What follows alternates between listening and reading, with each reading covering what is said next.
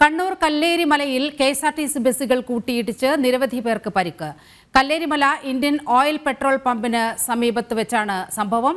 വയനാട് നിന്ന് വരികയായിരുന്ന ബസ്സും വയനാട്ടേക്ക് പോവുകയായിരുന്ന ബസ്സുമാണ് കൂട്ടിയിടിച്ചത്. പരിക്കേറ്റവരെ പേരാവൂർ ഇരിട്ടി ഭാഗത്തെ ആശുപത്രികളിൽ പ്രവേശിപ്പിച്ചിരിക്കുകയാണ്.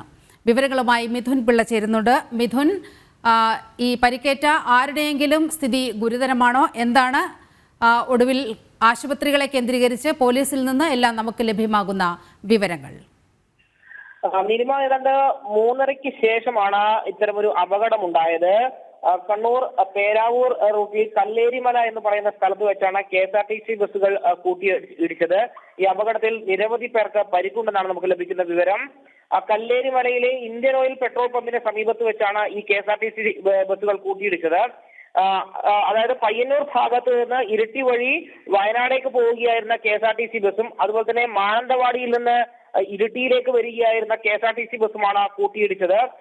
ഇടിയുടെ ആഘാതത്തിൽ ഒരു KSRTC ബസ്സിന്റെ മുൻഭാഗം അപ്പാടെ തകർന്ന ഒരു സാഹചര്യം ഉണ്ടായിട്ടുണ്ട്.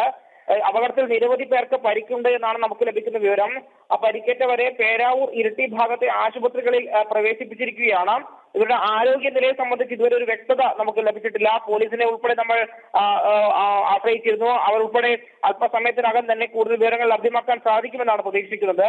എന്തായാലും ഈ അപകടത്തെ തുടർന്ന് ഏറെ നേരം പ്രദേശത്ത് ഗതാഗത തടസ്സമുണ്ടാകുന്ന ഒരു സാഹചര്യവും ഉണ്ടായിട്ടുണ്ട്. നീലിമ.